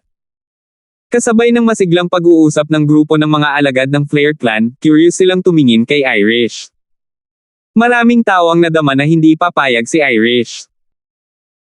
Sa ganang kanila, kahit na si Irish ay ang nag-iisang anak na babae ng pinakakahanga-hangang eldest master ng kanilang Flair Clan, si Irish ay masyadong bata, at siya ay isang babae din. Bukod dito, si Fred ay hindi bababa sa 10 taong mas matanda kay Irish. Hindi nila akalain na si Irish ay maaaring maging katapat ni Fred. Pwede naman akong pumayag. Pero kalimutan mo na ang hiling mo. Parang hindi ka naman galit, kaya kung matatalo kita, umalis ka na lang. Ang mga desisyon ni Irish ay lumampas sa inaasahan ng lahat ng naruroon maliban kay Alvin. Kasama si Fred, walang nag-iisip na talagang sasang-ayon si Irish. Lalo na si Fred, orihinal na hinanap niya si Irish bilang huling paraan upang mailigtas ang isang walang pag-asa na sitwasyon, ngunit hindi niya akalain na sasang-ayon si Irish sa kanyang hamon. Ngayon, nasa harapan na niya ang pagkakataon, at naging dahilan ito ng pagkasabik niya. Bagamat kung matatalo niya si Irish, maaaring maging sanhi ito ng kalungkutan sa eldest master ng kanilang Flair clan, ngunit wala siyang masyadong pakialam. Gusto niyang lumahok sa Dynasty Martial Competition at makipagkompetensya sa mga batang henyo mula sa Dark Cloud Dynasty at sa iba't ibang empires. Nais niyang ipaglaban ang kwalifikasyon para makasali rin sa Martial Competition ng 10 Dynasties. Bagamat maliit ang mga pagkakataon, ito ang kanyang hangarin. Salamat, young Miss Irish, sa pagsang-ayon. Huminga ng malalim si Fred at umatras ng ilang hakbang bago tumayo sa paghaharap kay Irish. Kuya Darfield, hintayin mo muna ako sa gilid. Tumingin si Irish kay Alvin at bahagyang ngumiti. Okay. Tumango si Alvin at tumabi, at tiningnan niya ang eksenang nasa harapan niya ng may kalmadong tingin. Ang Fred na ito ay isang ikapitong antas ng Void Initiation Stage na martial artist, samantalang, si Irish ay katulad din ng isang ikapitong antas ng Void Initiation Stage na martial artist. Ang agwat sa pagitan ng dalawa ay makikita lamang mula sa kanilang konsepto. Young Miss Irish, paano kung hindi tayo gagamit ng spirit weapon sa spar na ito? Sinisiyasat ni Fred. Ang dahilan kung bakit siya nagkaroon ng desisyong ito ay dahil medyo kulang siya sa tiwala sa sarili dahil mayroon lang siyang grade 5 na spirit weapon at hindi grade 4 na spirit weapon, samantalang, bilang nag-iisang anak na babae ng Flair Clan's eldest master, tiyak na may grade 4 na spirit weapon ang babaeng nauna sa kanya. Ito ay isang bagay na hindi niya pinagdudahan kahit kaunti. Bagamat hindi niya akalaing hihigit pa sa kanya ang paglilinang at pag-unawa sa konsepto ng dalaga, ngunit nagpasya pa rin siyang maging maingat. Pagkatapos ng lahat, ito ay may kaugnayan sa kung nakuha niya ang posisyon na lumahok sa Dynasty Martial Competition. Sige. Bahagyang tumango si Irish at nanatiling hindi nagbabago ang kanyang magandang mukha dahil wala siyang pagtutol sa desisyong ito ni Fred. Ang Fred na ito ay sapat na maingat. Napaisip si Alvin sa kanyang sarili. Young Miss Irish, mag-ingat ka. Nang makita niyang sumang-ayon si Irish, isang maliwanag na ilaw ang kumislap sa mga mata ni Fred, at kumislap siya tulad ng isang agila, at ang kanyang mga kamay na naglalaman ng origin energy na nagngangalit at tumatalon-talon ay kumalas na parang isang pares ng matalim na kuko ng agila. Whoosh!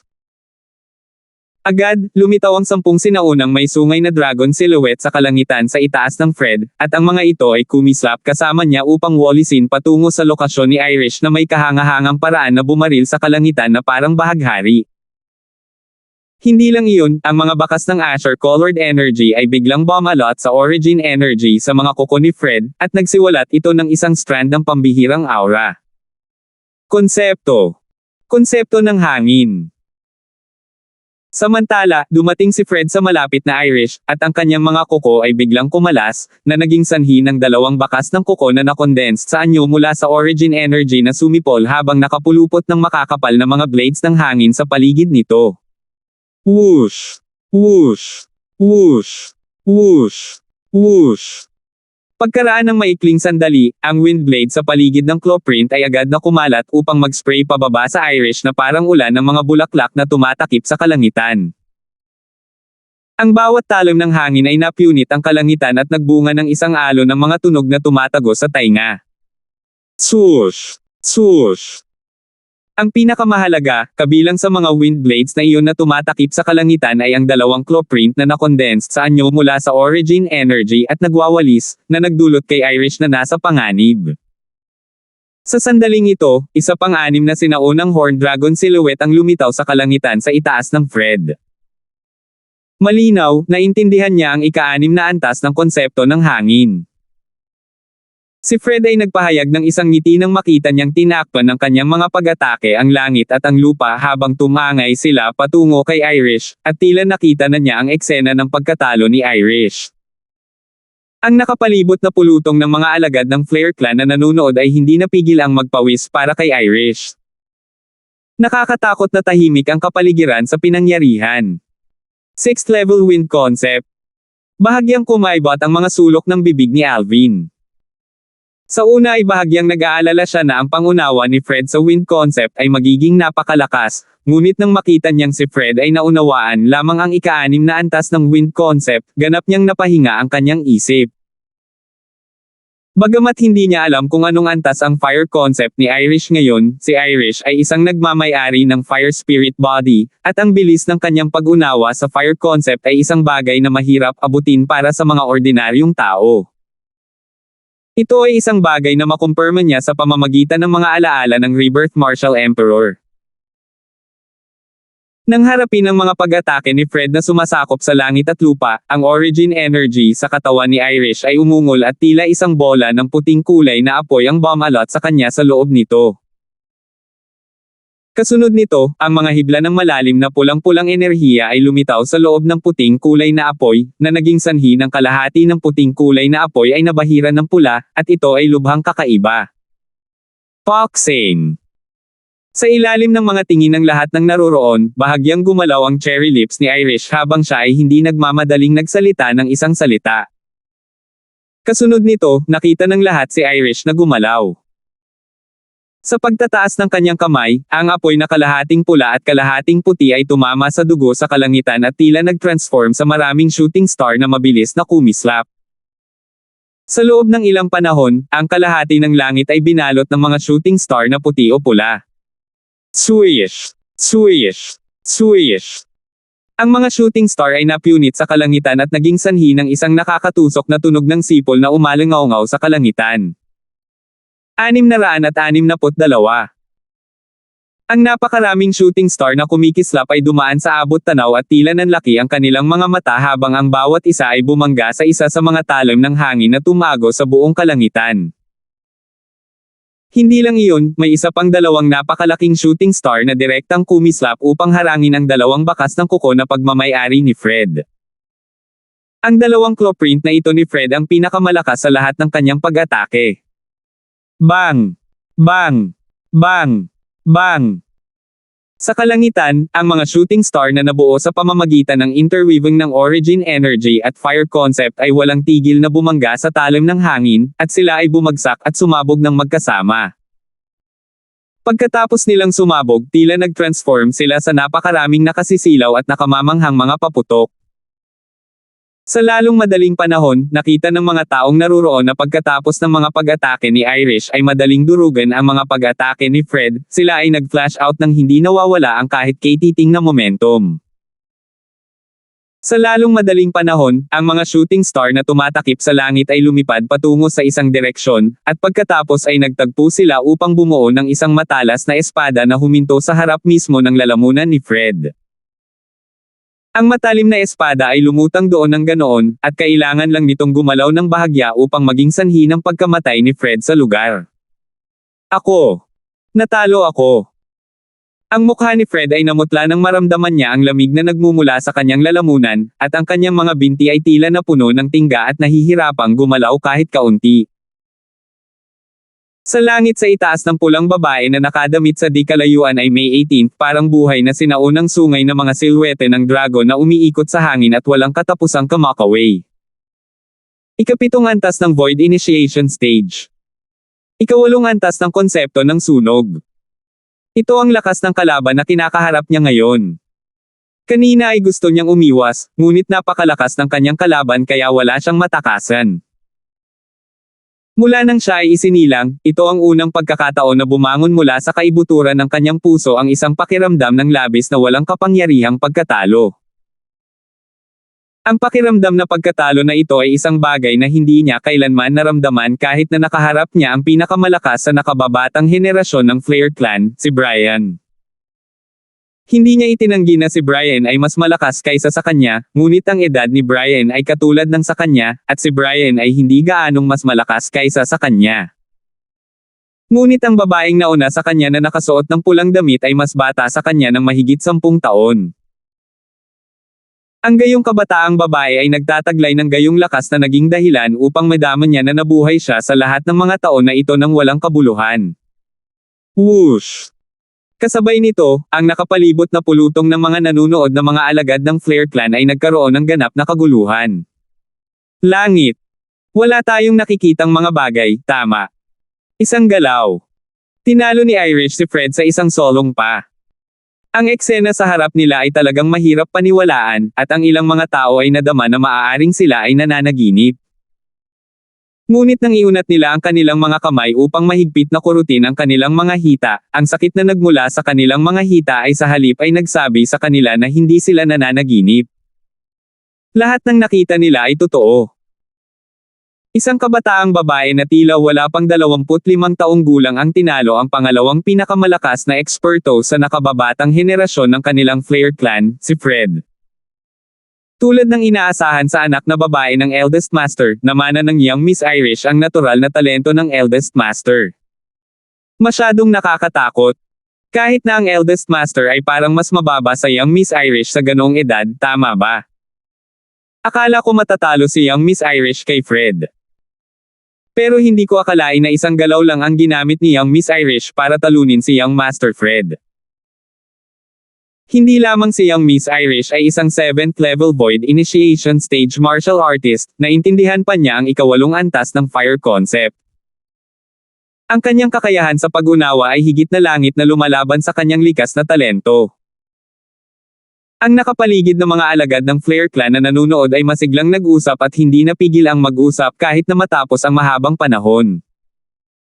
Ang kanilang mga mata ay puno ng nag-aalab na paghanga at pagsamba. Napasuko sila ng lakas ni Irish. Whoosh! Ang matalim na espada ni Irish na nasa lalamunan ni Fred ay unti-unting kumalat, at ito ay namatay sa kalangitan. Parang hindi na nagpakita. Kasunod nito, hindi niya pinansin si Fred bago hindi na siya pinansin. Kuya Alvin, balik tayo. Nang lumipat ang tingin ni Irish kay Alvin, ang kanyang mukha ay namulaklak sa isang ngiti na nagmula sa narinig, at naging sanhi ito ng maraming mga alagad ng Flair clan na natulala. Ma'am! Bumalik sa katinoan si Alvin nang marinig niya ang boses nito. Ang kakayahan ni Irish kanina ay lumampas din sa kanyang inaasahan. Bagamat handa siya sa pag-iisip at naramdaman niya na dahil si Irish ay may-ari ng Fire Spirit Body at ang kanyang pag-unawa sa Fire Concept ay hindi magiging mababa, hindi niya akalain na ang Fire Concept ni Irish ay talagang mauunawaan hanggang sa ikawalong antas. Hindi nakakagulat na ang isang may-ari ng Fire Spirit Body ay tinatawag na paborito ng apoy. Kung hindi siya pinapabore ng apoy, paano niya mauunawaan ang ikawalong antas ng Fire Concept sa ganoong edad ng walang tulong ng isang concept fragment? Napabuntong hininga si Alvin sa kanyang puso. Nang makita nilang nawala ang figure ni na Alvin at Irish sa kanilang mga mata, si Fred at ang iba pang grupo ng mga alagad ng Flair clan ay bumalik sa kanilang katinoan. Hindi nakakapagtaka bukod kay young Master Brian, ang ibang posisyon ay ibinigay kay young Miss Irish. Ang lakas ni young Miss Irish ay talagang mas malakas kaysa kay young Master Fred, at ito ay mas malakas. Oo, sa lakas ng young Miss Irish, kahit na makipagkompetensya siya kay young Master Ryan, natatakot ako na mahirap magdesisyon ng mananalo. Kung hindi sila gumamit ng spirit weapons, talagang mahirap matukoy ang mananalo. Ngunit kapag gumamit na sila ng spirit weapons, dapat ay si young Master Brian ang magiging superior. After all, si young Master Brian ay isa ng ikawalong level na Void Initiation Stage na martial artist, at ang kanyang Origin Energy Foundation ay mas malakas. Bukod pa dyan, naiintindihan ni young Master Brian ang level sa. Tama ka. Ngunit sa edad, ang young Miss Irish ay hindi maikukumpara kay young Master Brian, dahil minsan ang young Miss Irish ay kaedad ni young Master Brian, ang kasalukuyang young Master na si Brian ay magiging mas mababa sa young Miss Irish. Oo, bata pa si young Miss Irish at ang kanyang nakatagong potensyal na nahukay ay napakahusay. Tulad ng inaasahan sa anak ng aming Flair clan's eldest master, siya ay pambihira gaya ng inaasahan. Kasabay ng dispersal ng grupo ng mga alagad ng Flair clan, hindi nagtagal bago nalaman ng buong Flair clan ang lakas ni Irish. Si Irish ay mabilis na naging susunod na kinikilala ng publiko na walang katulad na henyo ng Flair clan sa nakalipas na 100 taon pagkatapos ng Wilbur. Ang pinaka nakakagulat sa lahat ay natural na kasarian ni Irish.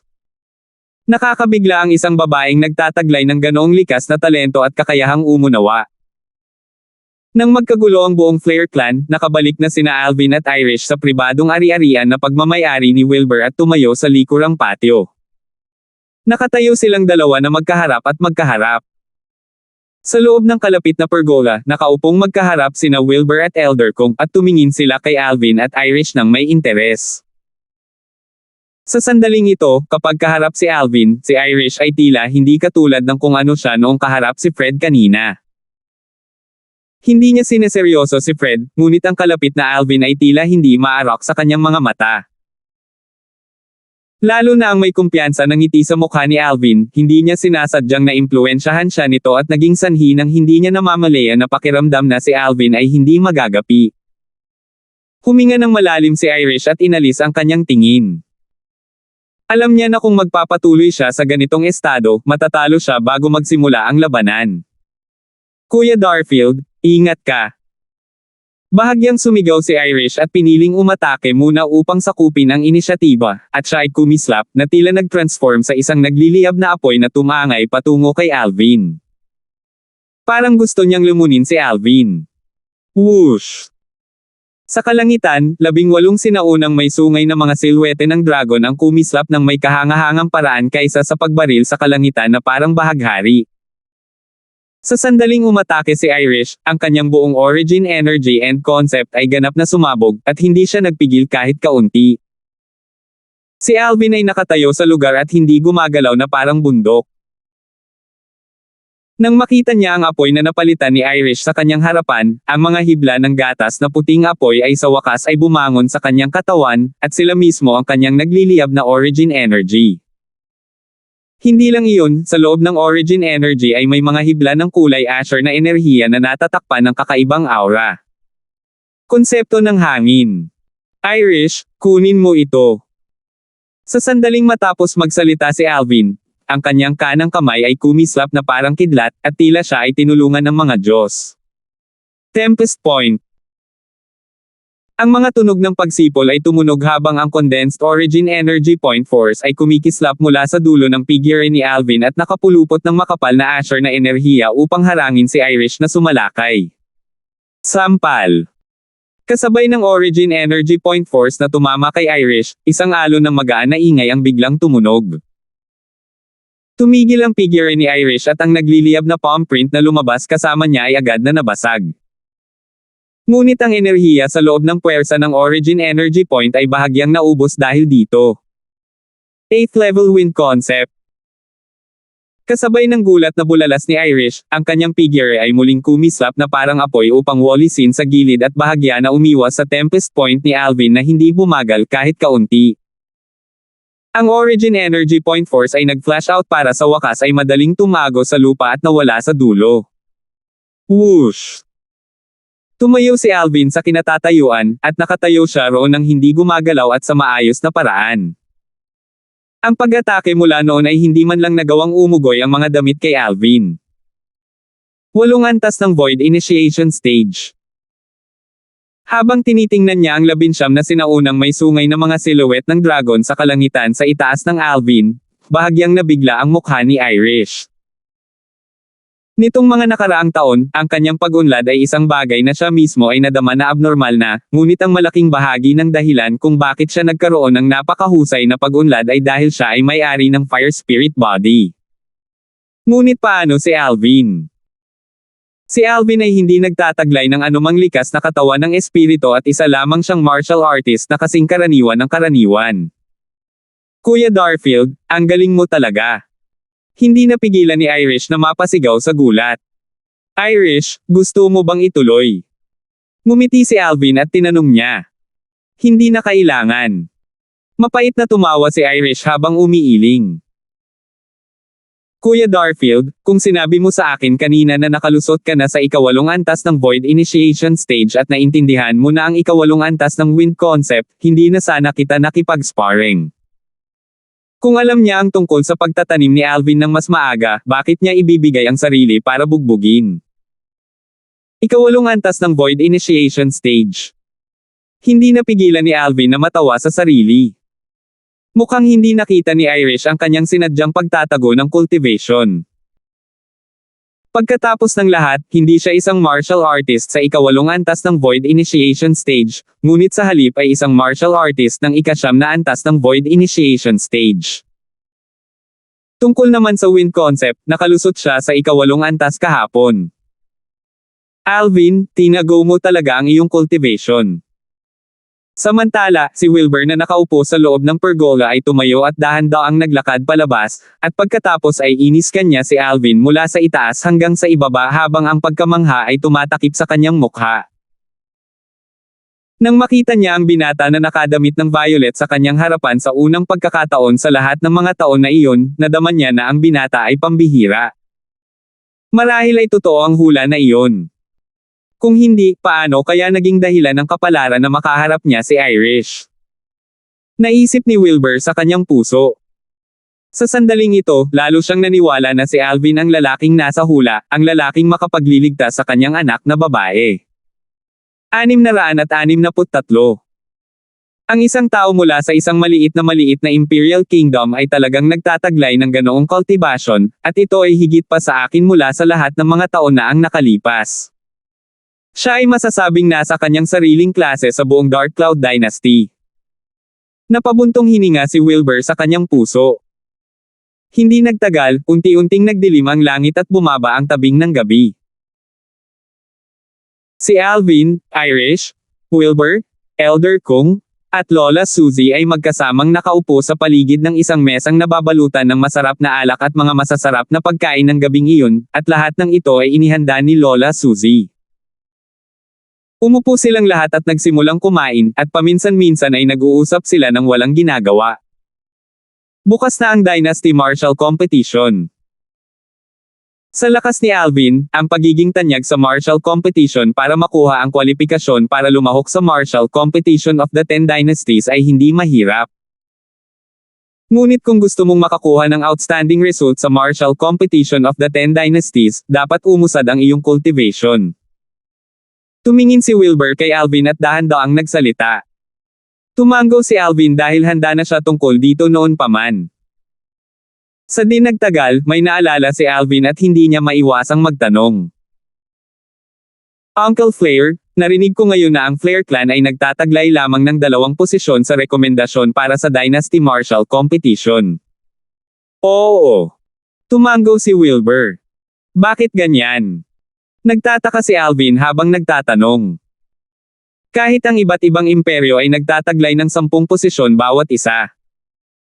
Maaaring ang Flare Clan ay mas mababa sa isang imperyo lamang. Ang isang imperyo ay walang alinlangan na isang napakalaki. Ngunit kung ang isang kapangyarihan tulad ng Flare Clan ay gustong walisin ang isang imperyo at ang imperyo ay hindi nagtataglay ng proteksyon ng Imperial Family ng Dark Cloud Dynasty, kung gayon ang isang imperyo ay hindi lubos na hindi makakayanan ang isang kapangyarihan tulad ng Flare Clan. Ang iba't ibang imperyo sa ilalim ng Dark Cloud Dynasty ay bawat isa ay nagtataglay ng isang eksperto sa Void Interpretation Stage, samantalang maraming eksperto sa Void Interpretation Stage sa Flare Clan. Hindi mo kayang ikumpara ng ganyan. Umiling si Wilbur at halatang may alam. Naguguluhan ang ekspresyon ni Alvin. Bakit hindi ko maikumpara ng ganoon? Ngumiti si Wilbur. Alam mo ba na ang Dynasty Martial Competition sa pagkakataong ito ay nahahati sa 2 yugto? 2 yugto. Natigilan si Alvin. Oo, 2 yugto. Tumango si Wilbur at pagkatapos ay nagsabi, bukas ang unang yugto ng Dynasty Martial Competitions. Ang mga batang henyo ng Dark Cloud Dynasty ay hindi makikipagkompetensya bukas. Saglit na nag-iisip si Alvin nang marinig niya si Wilbur, at pagkatapos ay nagtataka siyang nagtanong. Maaaring bukas ay isang kompetisyon sa pagitan ng mga batang henyo ng iba't ibang empires. Oo. Muling tumango si Wilbur. Ang pinakamalakas na 30 kabataang henyo ng iba't ibang imperyo ay pagdedesisyonan bukas. Ang 30 batang henyo na ito ay makakakuha ng kwalipikasyon para lumahok sa ika-2 yugto ng Dynasty Martial Competition. Sa ikalawang yugto ng Dynasty Martial Competition, ang 30 kabataang henyo na ito ay maglalaban-laban para sa mga kwalipikasyon para lumahok sa Martial Competition ng 10 Dynasties kasama ang mga batang henyo ng ating Dark Cloud Dynasty. Ngayon naiintindihan mo na kung bakit ang aming Flare Clan ay nagtataglay lamang ng 2 posisyon ng rekomendasyon, tama ba? Tumango si Alvin nang harapin ang tanong ni Wilbur sa dulo. Sa totoo lang, hindi lang ang Flare Clan natin. Nagpatuloy si Wilbur. Bukod sa Imperial Family na nagtataglay ng 3 posisyon, ang mga kilalang kapangyarihan sa teritoryo ng Dark Cloud Dynasty tulad ng ating Flare Clan ay nagtataglay ng 2 posisyon, at para sa mga ordinaryong kapangyarihan, mayroon lamang silang 1 posisyon sa rekomendasyon sa Dynasty Martial Competition sa pagkakataong ito. Biglang naunawaan si Alvin. Sa ganitong paraan, ang Zhang Clan at Yale Clan ay may 2 posisyon din. Tumingin si Irish kay Wilbur. Oo. Tumango si Wilbur. Ang mga mata ni Alvin ay kumislap ng bahagya siyang nawala ng interes sa Dynasty Martial Competition na gaganapin bukas. Bukas ay isang labanan sa pagitan ng mga batang henyo ng iba't ibang imperyo. Si Alvin ay hindi interesado dito. Hindi sa minamaliit niya ang mga batang henyo ng iba't ibang empires, ngunit bilang mga batang henyo ng mga empires lang, limitado pa rin ang kanilang lakas kumpara sa mga nangungunang henyo ng Dark Cloud Dynasty. Hindi banggitin ng iba, si Scott lang na sumama sa akin mula sa Darkstone Empire. Bagamat siya ang numero 1 henyo ng Darkstone Empire noong isang taon, kung hindi siya nakatagpo ng anumang biglaang pagkikita noong nakaraang taon, kung gayon siya ay nasa ikalimang antas ng Void Initiation Stage. Naisip ni Alvin sa kanyang sarili. Pagkatapos nilang kumain ng busog, naghiwa-hiwalay si Alvin at ang iba pa. Kuya Darfield, magkita na lang tayo bukas. Sa labas ng isang maliit na courtyard na elegante, kumaway si Irish kay Alvin bago tumalikod at pumasok sa maliit na courtyard. Pagkatapos lamang niyang makita siya ay umalis si Alvin at bumalik sa sarili niyang maliit na patio. Nang gabing iyon, hinawakan ni Alvin ang Wind Concept Fragment at nagpatuloy sa pag-unawa. Siyempre, alam niyang malinaw sa kanyang puso na imposible para sa kanya nakakaintindi pa lang ng ika-8 antas ng Wind Concept na maunawaan ang ika-9 na antas ng Wind Concept sa maikling panahon. Hindi ako magiging matako. Pahintulutan akong maunawaan ang ika-9 na antas ng konsepto ng hangin sa loob ng 3 o 4 na buwan. At maunawaan ang unang antas ng Intermediate Wind Concept sa loob ng 7 o 8 buwan. Tumaas ang kilay ni Alvin habang nag-iisip sa kanyang puso. Kung may makakaalam tungkol sa kasalukuyang iniisip ni Alvin, tiyak na hindi sila makapagsalita. Ito ay hindi pagiging sakim. Unti-unting dumidilim ang gabi, at sa wakas ay inalis ni Alvin ang Wind Concept Fragment bago humiga sa kanyang kama at nakatulog ng mahimbing. Matagal-tagal na rin mula nang siya ay nakatulog ng maayos. Matapos makatulog si Alvin, ang mga hibla ng sinag ng buwan ay pumasok mula sa bukas na bintana at nagkalat kay Alvin sa maliliit na tuldok. Kung si Alvin ay nasa labas ng kanyang silid ngayon, tiyak na mapapansin niya na ang buwan ngayong gabi ay napakabilog, at ito ay isang kabilugan ng buwan.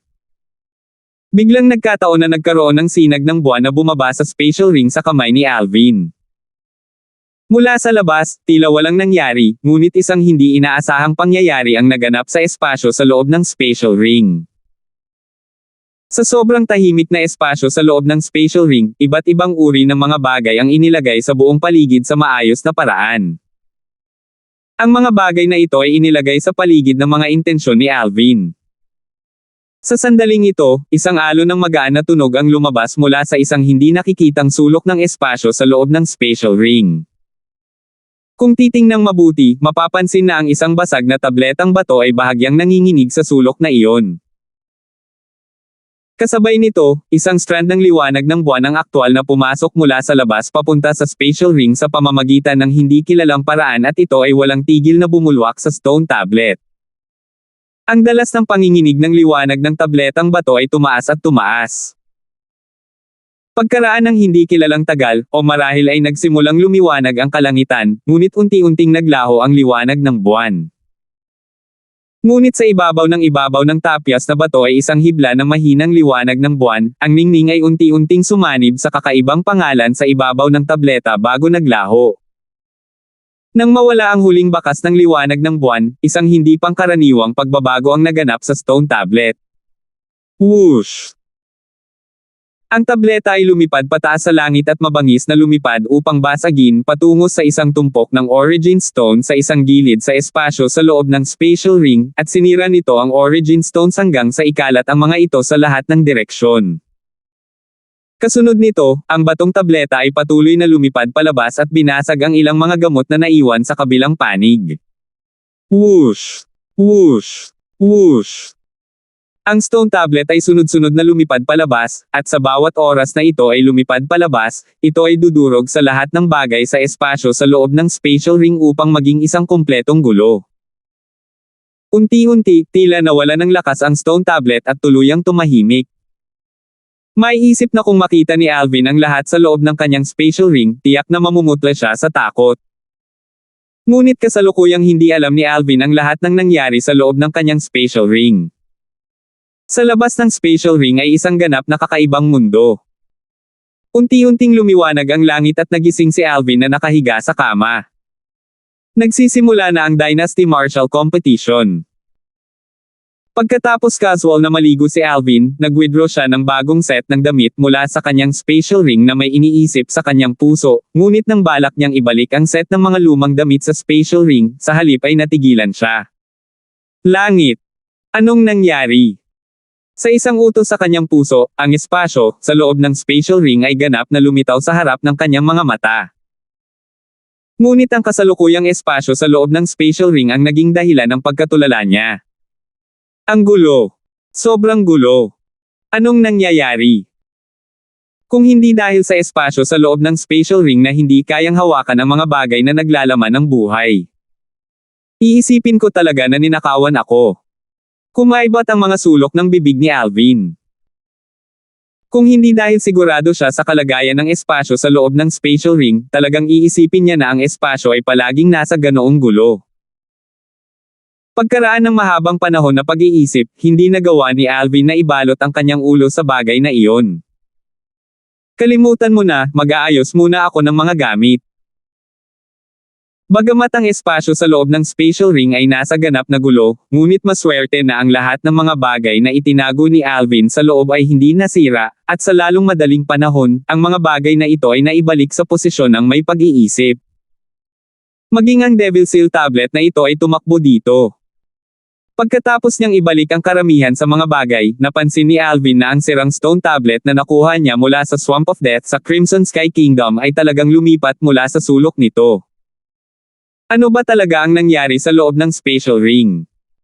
Kahit na ang mabigat na bagay tulad ng Devil Seal tablet ay naubos mula sa sulok doon. Ngayon, nakaramdam si Alvin ng lamig sa kanyang gulugod, at naramdaman niyang medyo abnormal ang nangyari. Ang Devil Seal tablet ay isang bagay na nakuha ni Alvin sa loob ng kakaibang palasyo nang pumasok siya sa malalim na Swamp of Death na may layuning hanapin ang sikreto ng pagkawala ng kanyang ama, si Raymond. Sa oras na iyon, mayroong isang napakalakas na kaluluwa sa loob ng Devil Seal tablet, at ito ay nag-flash out mula sa tablet na may balak na agawin ang kanyang katawan. Sa oras na iyon, napansin ni Alvin na ang kaluluwa ay mas malakas pa kaysa sa kaluluwa ng Rebirth Martial Emperor. Marahil, ang may-ari na kinabibilangan ng kaluluwa ay minsan pang mas malakas kaysa sa Rebirth Martial Emperor. Matapos mawala ang kakilakilabot na kaluluwang iyon, itong Devil Seal tablet na humawak sa kaluluwang iyon ay pumasok sa pag-aari ni Alvin at palaging nakaimbak sa isang sulok ng kanyang spatial ring. Kung hindi dahil sa pangyayari ngayon, halos makalimutan na ito ni Alvin. Whoosh! Sa isang utos sa kanyang ulo, isang basag na tabletang bato ang lumitaw sa kanyang kamay. Ito ay eksaktong Devil Seal tablet. Siguro kung ano ang nakasulat sa Devil Seal tablet na ito. Ang Rebirth Martial Emperor na nakaranas ng dalawang buhay ay hindi talaga kinikilala ang ganitong uri ng pagsulat. Umiling si Alvin at muling ibinalik ang Devil Seal tablet sa kanyang spatial ring. This won't do. I have to quick change to another spatial ring. This spatial ring is too strange. Nang maalala ni Alvin ang nangyari sa espasyo sa loob ng kanyang spatial ring, naramdaman niyang tumayo ang kanyang mga balahibo, at nagmamadali siyang kumuha ng isa pang spatial ring at inilipat ang lahat ng bagay sa loob ng lumang spatial ring sa mas bagong spatial ring. Tulad ng para sa lumang spatial ring. Kasabay ng pagtataas ni Alvin ng kanyang kamay, lumitaw ang kanyang grade 3 weapon flame, at ang spatial ring ay mabilis na sinunog ni Alvin bilang isang pool ng likido. Sa isang pag-iisip, ang likido ay unti-unting nagbago sa isang kandelero. Pagkatapos niyang casual na ilagay ang candlestick sa mesa, umalis si Alvin sa kanyang silid. Salamat po at sinamahan ninyo ako, ingat lagi mga master.